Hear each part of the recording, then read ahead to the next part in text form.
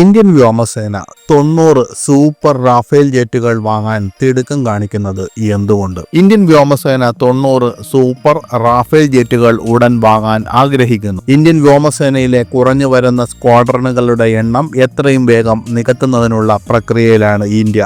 97 തേജസ് 1 fighter ഉൽപാദനം India അനുവദിച്ചു. അതോടൊപ്പം ഫ്രാൻസിൽ നിന്ന് റാഫേൽ ഫൈറ്റർ ജെറ്റുകൾ വാങ്ങാനും തീരുമാനിച്ചു. ഫ്രാൻസിൽ നിന്ന് നേരിട്ട് 90ഓളം റാഫേൽ F4 ഫൈറ്റർ ജെറ്റുകൾ വാങ്ങുന്നതിന് government to government deal Indian വ്യോമസേന ശുപാർശ ചെയ്തിട്ടുണ്ട്. ഓപ്പറേഷൻ സിന്ദൂറിനിടെ റാഫേൽ ജെറ്റുകൾ ഉപയോഗിച്ച് ഇന്ത്യ പാകിസ്ഥാന്റെ ഉള്ളിൽ ആക്രമണം നടത്തിയിരുന്നു എന്ന കാര്യം നമുക്കറിയാം. ഇന്ത്യൻ വ്യോമസേനയിലെ കുറഞ്ഞു വരുന്ന സ്ക്വാഡ്രണുകളുടെ എണ്ണം എത്രയും വേഗം നികത്തുന്നതിനുള്ള പ്രക്രിയയിലാണ് ഇന്ത്യ പ്രവർത്തിക്കുന്നത്. ഇതിനായി 97 തേജസ് 1 ഫൈറ്റർ വിമാനം ഉൽപ്പാദിപ്പിക്കുന്നതിനായി ഇന്ത്യ ഇപ്പോൾ ശ്രമിക്കുകയാണ്. ഇതിനായി 97 തേജസ് 1 ഫൈറ്റർ ഉൽപ്പാദനം ഇന്ത്യ അനുവദിക്കുകയും ഫ്രാൻസിൽ നിന്ന് റാഫേൽ ഫൈറ്റർ ജെറ്റുകൾ വാങ്ങാൻ തീരുമാനിക്കുകയും ചെയ്തു. ഡിഫൻസ് ന്യൂസിന്റെ റിപ്പോർട്ട് അനുസരിച്ച് ഫ്രാൻസിൽ നിന്ന് നേരിട്ട് 90 റാഫേൽ F4 ഫൈറ്റർ ജെറ്റുകൾ വാങ്ങുന്നതിന് ഇന്ത്യൻ വ്യോമസേന സർക്കാരുകൾ തമ്മിലുള്ള കരാറിന് ശുപാർശ ചെയ്തിട്ടുണ്ട്. ഇന്ത്യക്ക് എന്തിനാണ് തിടുക്കത്തിൽ റാഫേൽ ജെറ്റുകൾ ആവശ്യമായി വരുന്നത്? ഓപ്പറേഷൻ സിന്ദൂറിന്റെ സമയത്ത് ഇന്ത്യ റാഫേൽ ജെറ്റുകൾ ഉപയോഗിച്ച് പാകിസ്ഥാന്റെ ഉള്ളിൽ ആക്രമണം നടത്തിയിരുന്നു. എന്നാൽ ഇന്ത്യക്ക് 36 റാഫേൽ വിമാനങ്ങൾ മാത്രമേ ഉണ്ടായിരുന്നുള്ളൂ.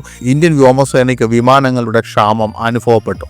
ഇന്ത്യൻ വ്യോമസേനയുടെ സ്ക്വാഡ്രണുകളുടെ എണ്ണം വളരെ കുറവാണ്. ഒന്നിലധികം മുന്നണികളിൽ ഒരേ സമയം പ്രവർത്തിക്കാൻ ഇന്ത്യൻ വ്യോമസേനയ്ക്ക് മതിയായ വിഭവങ്ങളില്ലെന്ന സത്യം ആ ഓപ്പറേഷൻ തുറന്നുകാട്ടി. നിലവിൽ ഇന്ത്യൻ വ്യോമസേന 31 സ്ക്വാഡ്രണുകൾ മാത്രമേ ഉപയോഗിക്കുന്നുള്ളൂ. അതേസമയം 42 സ്ക്വാഡ്രണുകളുടെ ആവശ്യമുണ്ട്. 2025 സെപ്റ്റംബറിൽ അവസാനത്തെ MiG-21 സ്ക്വാഡ്രണുകൾ വിരമിച്ച ശേഷം ഈ എണ്ണം 29 കുറയും. ഇത് സ്ഥിതി കൂടുതൽ ഗൗരവമാക്കും. റാഫേലിന്റെ F4 വകഭേദം എത്രത്തോളം പുരോഗമിച്ചിരിക്കുന്നു? ഡിഫൻസ് ന്യൂസിന്റെ റിപ്പോർട്ട് അനുസരിച്ച് 90 റാഫേലിന്റെ F4 വിമാനങ്ങൾ നേരിട്ട് വാങ്ങുന്നത് റാഫേൽ യുദ്ധവിമാനങ്ങളുടെ എണ്ണം 126 ഉയർത്തുമെന്ന് ഇന്ത്യൻ വ്യോമസേന കരുതുന്നു.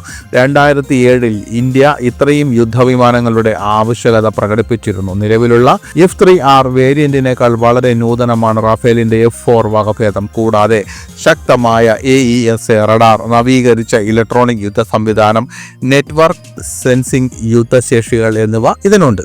അസ്ത്ര MK2 air to air missile, Rudram series anti radiation മിസൈലുകൾ തുടങ്ങിയ തദ്ദേശീയ ആയുധ സംവിധാനങ്ങൾ ഈ പ്ലാറ്റ്ഫോമിൽ സംയോജിപ്പിക്കാനും ഇന്ത്യൻ വ്യോമസേന പദ്ധതിയിട്ടിരിക്കുന്നു. ഇത് റാഫേൽ F4 വേരിയന്റിനെ കൂടുതൽ ബഹുമുഖമാക്കും. നാവികസേനയ്ക്കായി 26 റാഫേൽ മറൈനുകൾക്കായി ഇന്ത്യ ഇതിനകം ഒരു പുതിയ കരാറിൽ ഒപ്പുവച്ചിട്ടുണ്ട്. ഇപ്പോൾ 90 റാഫേൽ F4 വിമാനങ്ങൾക്കായി ഒരു കരാർ ഉണ്ടാക്കിയാൽ ഫ്രഞ്ച് വ്യോമസേനയ്ക്ക് ശേഷം ഏറ്റവും കൂടുതൽ റാഫേലുകളുള്ള വ്യോമസേന ഇന്ത്യൻ വ്യോമസേനയാകും. ചൈനയ്ക്കും പാകിസ്ഥാനുമെതിരായ ദ്വിമുഖ യുദ്ധം. റാഫേൽ യുദ്ധവിമാനം സംബന്ധിച്ച് ഫ്രാൻസുമായി ഒരു കരാറിലെത്തിയാൽ മേക്ക് ഇൻ ഇന്ത്യ പ്രോഗ്രാമിന് കീഴിൽ റാഫേൽ വിമാനങ്ങൾ ഇന്ത്യയിൽ നിർമ്മിക്കും. നാഗ്പൂർ ആസ്ഥാനമായുള്ള Dassault Reliance aerospace limited factory ഇതിനകം തന്നെ റാഫേലിന്റെ പല ഘടകങ്ങളും നിർമ്മിക്കുന്നുണ്ട്. കൂടാതെ അന്തിമ അസംബ്ലിയും അവർക്ക് ഏറ്റെടുത്ത് ചെയ്യാൻ കഴിയുമെന്ന് റിപ്പോർട്ട് ചെയ്യുന്നു. ടാറ്റ അഡ്വാൻസ്ഡ് സിസ്റ്റം അടുത്തിടെ മുഴുവൻ എയർ ഫ്രെയിം അതായത് ഫ്യൂസലേജ് നിർമ്മിക്കാനുള്ള കരാർ നേടി. അതേസമയം ഫ്രഞ്ച് കമ്പനിയായ സഫ്രാൻ ഇന്ത്യയിൽ റാഫേൽ എഞ്ചിനുകളുടെ അറ്റകുറ്റപ്പണി ഓവർഹോൾ ഫെസിലിറ്റി സ്ഥാപിക്കാനും പദ്ധതിയിടുന്നു. കരാർ അന്തിമമായാൽ റാഫേൽ യുദ്ധവിമാനങ്ങൾക്കുള്ള എഞ്ചിനുകളുടെ ആഭ്യന്തര അസംബ്ലിയും സാധ്യമാകും. അതായത് ആഭ്യന്തര എയറോസ്പേസ് പ്രതിരോധ നിർമ്മാണ എക്കോസിസ്റ്റം വേഗത്തിലാക്കുക എന്നതാണ് ഇന്ത്യയുടെ മുഴുവൻ ശ്രമവും. ചൈനയ്ക്കും പാകിസ്ഥാനുമെതിരായ ദ്വിമുഖ യുദ്ധത്തിൽ ഇത് ഇന്ത്യയെ സഹായിക്കും.